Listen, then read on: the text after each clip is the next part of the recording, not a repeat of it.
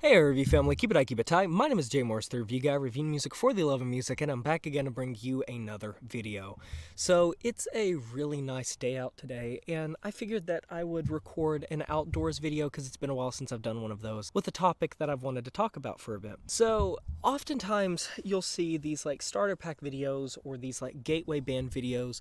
and it kind of inspired me to make some of my own, potentially going over a variety of different metal genres and subgenres to hopefully get some people that don't usually listen to that type of music into it, and also just new subscribers into genres that they maybe don't personally dip their toes into often, because generally speaking for metal, it's really daunting and sort of scary to get into a new genre because there's just so many styles and offshoots, and you don't know what decade to start in, you don't know what record to start with. And while there are a lot of, the basic bands that everyone knows, and quite a few of those are going to be on this list, I also wanted to give sort of a broader horizon of records from a variety of decades and a variety of subgenres to get you into the genre known as death metal. Very far-reaching, one of the longest reigning extreme metal subgenres. I figured it would be a really fun time. So one thing I will say is all of these records are going to be down in the description below and a pinned comment if you would like to check them out for yourself. And also,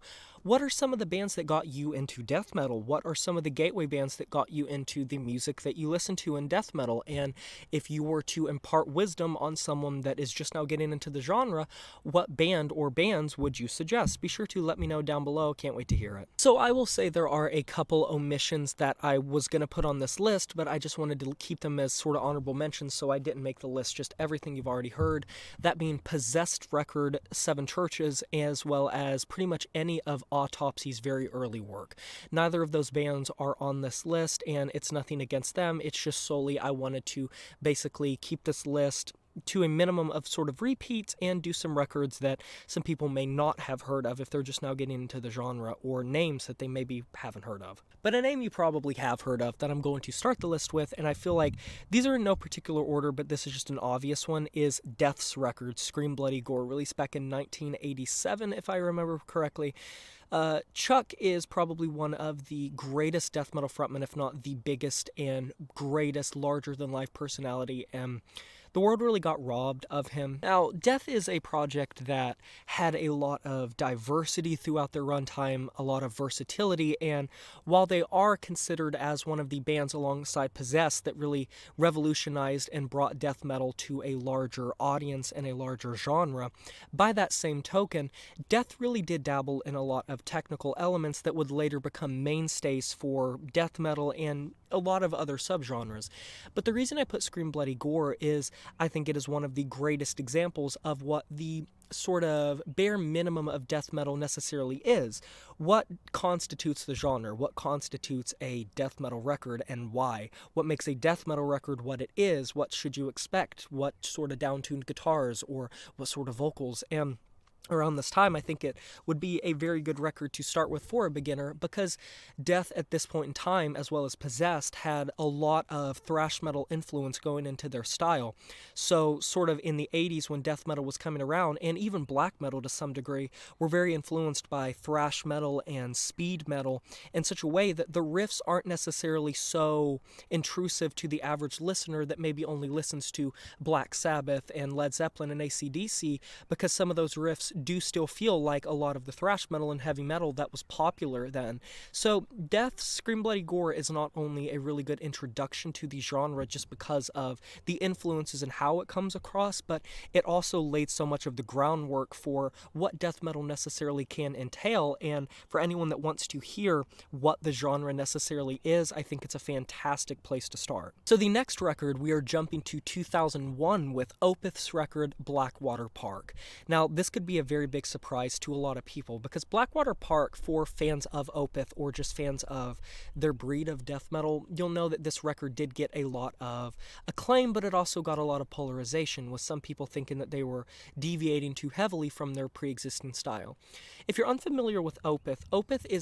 they're a death metal band that are on the more technical and progressive side, and Opeth layers a lot of atmospheric edges and a lot of technicality that I think, kind of like how how death would be sort of willing to be good for the beginner, I think that Opeth is a great place to start as well. For anyone that wants to hear sort of progressive elements and heavy metal elements and rock elements put into a death metal style that at its core and at its face value is still very much a death metal record. Now, obviously, I know a lot of people may say that Blackwater Park isn't Opeth's best record, but we're not talking about what's the best record. We're talking about what is, good for a beginner, someone that is just stepping into the genre. And I think for how multifaceted and sort of cinematic and epic this record feels, I think for someone that is just dipping their toes into the genre, this could be a good way to not only get into Opeth's really pretty awesome trajectory and pretty awesome discography, but also give you a taste of what death metal can sort of impose when you have rock elements, progressive elements, technical elements, so that's why it's here. Next up, we got Morbid Angel with Covenant, 1993. Now, y'all might think that Altars of Madness would be here, which is Morbid Angel's debut. It's the record that everyone associates with being, good for starting out. The reason I'm putting Covenant is I think at this point in time in their discography, Morbid Angel had really fleshed out their style a lot, and some of their most well-known songs and some of their most popular songs are on this record, and it's really when they were able to iron out all the details that were present when they first started and sort of have their own style and have their own rough, rigid, heavy style. Morbid Angel's not really technical, but if you want a taste tester from this record, God of Emptiness is really up there. If anyone is a fan of Beavis and Butthead, it sort of blew up because they showed it on MTV back in the day, and for a death metal band, generally speaking, a lot of death metal bands that were on Beavis and Butthead, that was kind of like unheard of, and it was really impressive to see them be put there. So while Altars of Madness might be sort of like Death, Scream, Bloody Gore, I don't want to overlap just the beginner records so much, because I think the further you go on in death metal's sort of timeline, the more you find records that can give more, that can present more, and I think at this point, Covenant is just a better showcase of Morbid Angel style for a very classic band that should definitely be on anyone's radar. Next up, I'm going to be jumping all the way to one of my favorite death metal records, 2016's record, Yom's Fakeen from Amon Amarth. So Amon Amarth, they get lumped in with like Viking metal, and generally speaking, they're a melodic death metal band. Melodic death metal is a subgenre of death metal that has more melody, that has more harmonious layerings, that generally speaking will be less on the heavy side and more on the atmospheric edge. You'll see bands linked in this genre like Dark Tranquillity, In Flames, Amon Amarth, as well as At the Gates, which At the Gates is another really great band to start with. The reason I put Yom's Fakeen here is because it has a couple things going for it. Yom's Fakeen is a concept album and a really good story with some great lyricism, and it also has some fantastic solos and guitar work that is very heavy metal-esque. Wanderer being the first song that comes to mind is like a great assortment of death metal that has technicality, that has melodicism, but is also not so heavy that an average person that's just now stepping into the genre wouldn't be able to enjoy, because I really genuinely enjoy it, and I think that Yom's Fakeen is a great place to start. They sort of kind of got to be into like the mythological side of things and the Norse sort of Viking methodology, because it's fun. Thematically, they always like to dabble in that, but I think Yom's Fakeen is a very good place to start, not only for Amon Amarth's discography, but someone that's wanting to see more of what melodic death metal can get into, and this would be one of the first records that I would really suggest, because unlike some other mellow death records, I think the solos on this record are a little bit more welcoming to like the ears and a little bit more safe and comfortable, and might sort of remind some people of the heavy metal that they may have gotten into prior to death metal. Next up, I'm going to be putting Cynic's record from 1993, Focus. This record is one of the most acclaimed when it comes to technical death metal and progressive death metal. And the reason I'm putting it here is not only is this one of the biggest benchmarks for so many technical and progressive death metal bands that were going to come about in the 2000s and 2010s, there are just countless, just hundreds of bands that are doing a lot of what Cynic did. They were very ahead of their time, and at the core of it, they are an extreme metal band, but there's a lot more to them. They incorporated jazz fusion into the death metal style, which nowadays, I will say this to anyone that doesn't know, is jazz is something that gets incorporated a lot into death metal now. Not necessarily other genres, but when you look at bands like, say, Rivers of Nile, or some of these other bands that like to put jazz and maybe saxophone or different instrumentals into their style, Cynic sort of set the groundwork for that, because while I'm sure there were other bands that were doing that, it was with Focus, the record Focus, that it really was before its time. And if you want sort of a very interesting and intriguing experimental death metal record that sort of had all of the staples of a death metal record and some really great production to it and a very sort of dense production style to it, whether it be the percussive elements or the riff work or the vocals, it also just had all these like jazz elements that were very new to the style at the time, which would later become something that the more you get into death metal, the more you're going to hear more of that packed into records, especially in the 2010s and now in the 2020s. Now, there's a big difficulty with this next band because I knew I had to put them here somewhere, but I didn't necessarily know which record, and I ended up going with this one. So, next up is Cannibal Corpse record from 1992, Tomb of the Mutilated. Now, there are a lot of really good classic Cannibal Corpse records. When it comes to grunterial, Cookie Monster, just cookie cutter death metal, Cannibal Corpse plays it in sort of the very simplistic, sort of, I don't want to say dime a dozen, but status quo death metal that you'll see so many bands copy. There are so many Cannibal Corpse-esque bands, and I specifically think this is a great place to start for people that want to get into the more brutal side of death metal, because in the, I would say the 90s is when it started to really blow up. So many of the brutal death metal bands were taking hints from more of the harsh exterior death metal bands of the 1980s and 1990s, and Cannibal Corpse pretty much was at the top of that corpse pile with Obituary and Autopsy, whereas bands like Possessed and bands like Death were going in more of a technical and progressive direction. Cannibal Corpse took it in more of a heavy direction, in more of a harsh direction. They didn't fuck around with like making lyrics sort of poetic or intelligible. They're obscene, they're hideous, and their style is blood-caked and vile. Hammer Smashed Face is probably Cannibal Corpse's most popular song, and it's on this record. Now, while a record like The Bleeding, or even some of their more recent records like Violence Unimagined, might be more touched up or might be more, generally speaking, tight, I think Tomb of the Mutilated is such a great example of how grotesque and gross and, repulsive death metal can really feel, and no band really does it better than Cannibal Corpse. And the more you listen to Cannibal Corpse's discography, the more you'll see just how much they left an imprint on death metal as a whole. And of course, in subsequent years, Corpse Grinder Fisher, George, is one of the greatest death metal frontmen ever and one of the nicest dudes. I've seen them live, and they're just incredible if you ever get the chance to see them live, so definitely look into this record if it's something you're interested in. Next up, I'm going to be putting Entombed's record, Wolverine Blues, released in 1993. This is another record that diehards will probably say, why are you picking this record out of all Entombed records, because it's not even as death metal as their initial material, so bear with me. So Entombed, they were very instrumental in crafting the style that would later be known as Swedish death metal. The Scandinavian scene of death metal really blew up, and whereas with black metal, Norway was sort of the epicenter of a lot of the developments and a lot of the conceptualization of black metal and Norwegian black metal, Sweden was probably the biggest country when it came to developing their own little idiosyncratic style within death metal that would later become melodic death metal, considering that melodic death metal came from the Scandinavian area, namely Sweden and namely Norway. Now, Entombed, they sort of merged and became their own subgenre after a while and birthed yet another genre known as death and roll. Now, on Wolverine Blues, what they basically did is they took the hallmarks of death metal and the,